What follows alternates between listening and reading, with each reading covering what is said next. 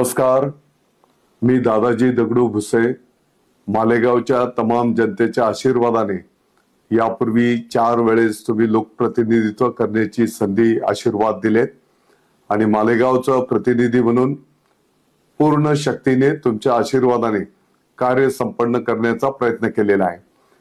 आपले महायुतीचे सर्व कार्यकर्ते, पदाधिकारी, लोकप्रतिनिधी सतत जनतेच्या सेवेमध्ये असतात.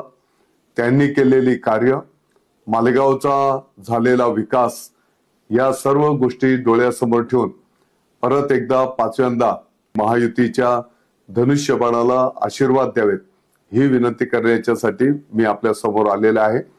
मला विश्वास आहे पाठीमागच्या काळातील आपल्या सर्वांचा एकमेकांची असलेला स्नेह, सुखदुःखामध्ये सहभाग आणि मालेगावची एका उंचीवर नेलेली प्रतिमा हे सर्व पाहता आपण सर्वजण निश्चितपणे धनुष्यबाणाला आशीर्वाद देणार.